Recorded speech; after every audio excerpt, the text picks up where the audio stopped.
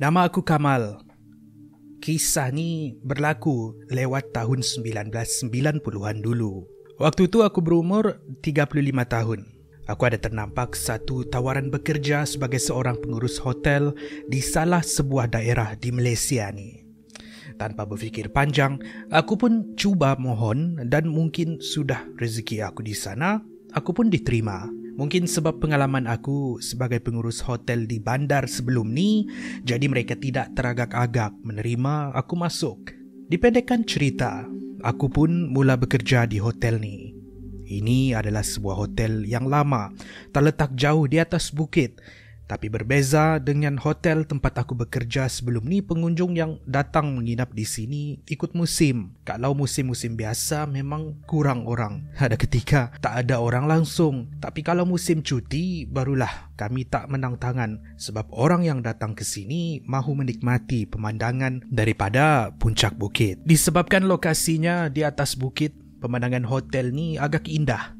Tapi disebabkan ia sebuah hotel yang lama, dari jauh tu kalau korang tengok nampak macam satu rumah mansion hantu. Serius, aku tak tipu. Awal-awal aku tiba di hotel ni, hampir sahaja aku berpatah balik dan tolak tawaran tu sebab aku rasa seram sangat. Dipendekkan cerita, bulan pertama aku berada di situ, semuanya berjalan dengan lancar. Disebabkan aku pun ada pengalaman bekerja hotel, jadi tak susah untuk aku sesuaikan diri. Bulan pertama tu okey je. Sehinggalah masuk bulan kedua, aku dikejutkan dengan satu kejadian misteri yang berlaku di hotel ni, khususnya di sebuah bilik yang bernombor 525.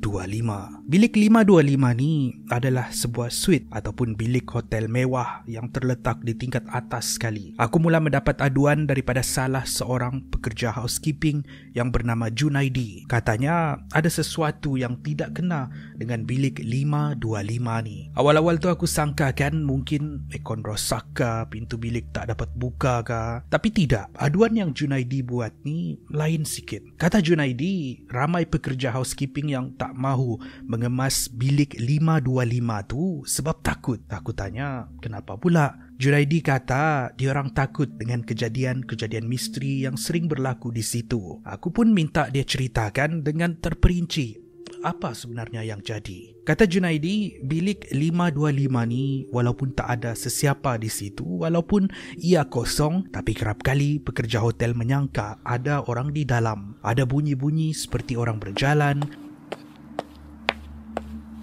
bunyi orang tengah mandi.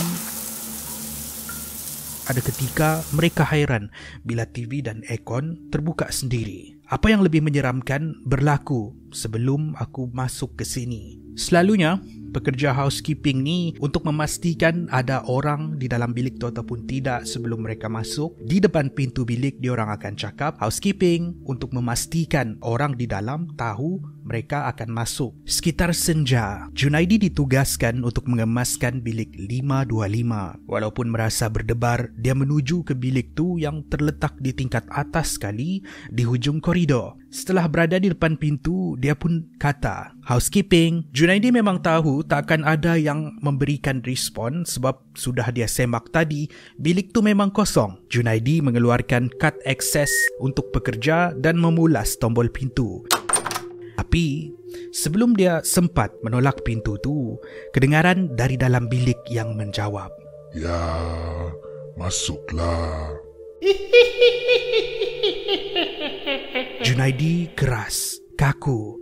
Tangannya di tombol pintu yang sudah dipulas tapi belum ditolak. Dia semakin berdebar. Dia dilema untuk lari ataupun tidak. Beberapa minit kemudian, dia terasa pintu seperti ditarik dari dalam, seakan ada sesuatu yang mahu membuka pintu.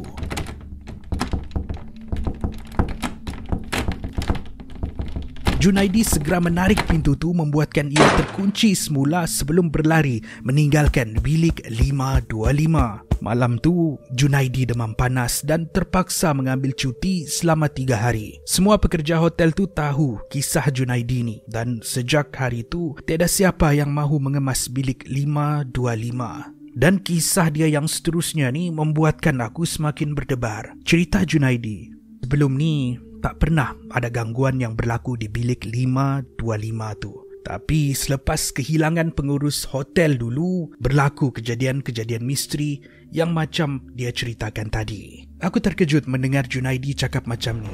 Pengurus hotel sebelum ni hilang? Bukan dia berhenti kah? Junaidi kata tidak. Pengurus hotel ni hilang tanpa jejak. Apa yang paling misteri, kali terakhir dia dilihat di bilik 525 tu semasa dia memeriksa bilik. Tapi kami cari ke sana sini tak juga jumpa. Sejak dari hari itu, kami sering mendengar suara pengurus hotel tu berada di dalam bilik seakan meminta tolong.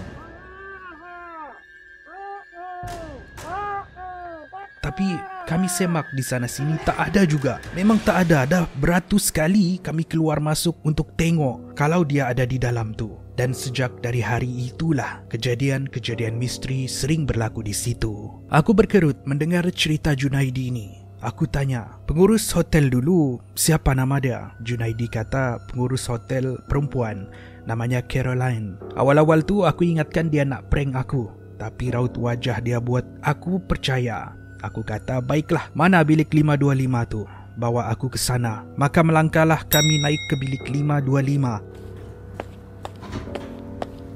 Setibanya kami di situ, aku yang tenang tadi mula rasa berdebar. Sementara Junaidi hanya mendiamkan diri. Ganjil. Bila kami tiba di situ, bilik 525 dah terbuka. Aku tanya Junaidi, ini pintu memang terbuka kah? Junaidi tengok aku dan mengangkat dua bahunya, katanya tak tahu. Dahi aku dah berkerut tapi aku terus melangkah mendekati bilik 525 diikuti oleh Junaidi. Aku masuk ke dalam bilik diikuti oleh Junaidi. Aku tengok sekeliling, memang bilik ni suram. Keadaan berhabuk dan berdebu.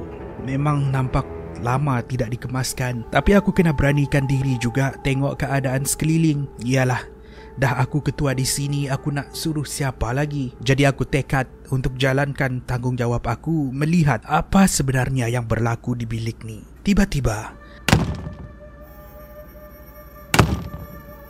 aku dikejutkan dengan satu bunyi hempasan di dinding. Masa ni aku rasa roh aku dah separuh keluar dari badan. Hampir aku melangkah melarikan diri, tapi aku kekal tenang. Aku tengok Junaidi tengok aku. Kami cuba untuk mendengar dari mana bunyi hempasan tu datang. Hempasan di dinding tu berbunyi lagi. Setelah kami dengar betul-betul, akhirnya kami melangkah ke salah sebuah almari yang besar. Semakin dekat aku dan Junaidi melangkah, semakin jelas bunyi hempasan tu. Aku bisik dengan Junaidi, siapa yang menghempas tu? Siapa yang ada dalam bilik? Junaidi kata, sepatutnya tak ada sesiapa berada di dalam bilik ni. Dengan tangan aku yang tergetar-getar, aku beranikan membuka pintu almari. Almari tu besar sangat. Orang putih kata walk-in closet. Almari yang kau boleh masuk ke dalam. Di dalam pula ada beberapa orang boleh berdiri. Sejurus selepas pintu almari terbuka, tiba-tiba kami terhidu satu bau yang sangat busuk. Bau tu busuk sangat, ibarat ada bangkai mayat yang sudah lama mereput. Hampir aku muntah. Kepala aku waktu ni dah pening. Bunyi itu masih lagi kedengaran. Aku buka lampu di dalam almari. Aku tengok sekeliling untuk mencari kalau ada sesuatu di dalam. Almari ni kosong. Tak ada sesiapa, tak ada barang pun. Hampir aku menutup pintu almari dan keluar dari situ. Tiba-tiba, di sudut pandangan aku terlihat satu tombol kecil di salah sebuah permukaan almari. Tombol ni memang orang takkan perasan kalau dorang tak tengok betul-betul, sebab ia agak tersembunyi. Aku tanya Junaidi, yang ini apa? Junaidi pun tengok aku, katanya tak tahu tombol apa. Aku masuk semula ke dalam almari dan aku cuba tarik tombol tu. Mengejutkan, bila itu sebenarnya adalah tombol untuk sebuah pintu kecil. Sejurus selepas pintu kecil tu terbuka, jatuh sekujur mayat menimpa aku. Aku terkejut sampai tersungkur di dalam almari. Walaupun keadaan cemas, aku perasan mayat tu memakai blazer dan baju office. Di dada dia ada sekeping name tag yang bertulis Caroline. Maka terbaringlah aku ditimpa mayat tu. Sementara Junaidi sudah melarikan diri. Kata aku, jahanam punya Junaidi. Aku segera menolak mayat tu dan keluar dari bilik. aku ikut Junaidi melarikan diri dari belakang. Kami pun tercungap-cungap berlari ke lobi hotel. Di sana ramai pekerja-pekerja yang lain hairan melihat aku dan Junaidi. Aku pun ceritakan apa yang jadi. Mereka semua berpandangan sesama sendiri sebelum aku mengarahkan mereka menelefon pihak polis untuk menyiasat apa sebenarnya yang terjadi. Akhirnya pihak polis mengesahkan itu adalah Caroline, pengurus hotel yang sebelum aku yang dikatakan hilang tanpa jejak. Rupa-rupanya di dalam bilik suite tu ada satu ruangan rahsia. Malang 1000 kali malang, tiada siapa di antara kami yang tahu tentang laluan rahsia tu. Sehinggalah Caroline termasuk ke dalam dan terkunci. Bulan-bulan lamanya tiada siapa yang tahu dia di situ. Sehinggalah dia meninggal dunia. Tidak sehingga aku membuka ruangan tu, barulah kes kehilangan Caroline dapat dijawab. Ini adalah satu pengalaman yang sangat ganjil bagi aku. Tapi pada masa yang sama, aku rasa bersyukur sebab aku secara tidak langsung membantu untuk menyelesaikan kes kehilangan Caroline. Kes ini dirahsiakan daripada orang ramai. Biasalah tu, kalau ada kes-kes macam ni, pihak hotel pun tak nak orang tahu. Semua pun nak jaga periuk nasi mereka. Kalau taklah orang datang ke sini. Pintu kecil tu telah pun ditutup sepenuhnya, tanpa ada orang tahu pun apa yang ada di dalam tu. Walaupun kes kehilangan Caroline telah pun bunyi-bunyi misteri dan kejadian pelik yang lain masih lagi berlaku di bilik 525.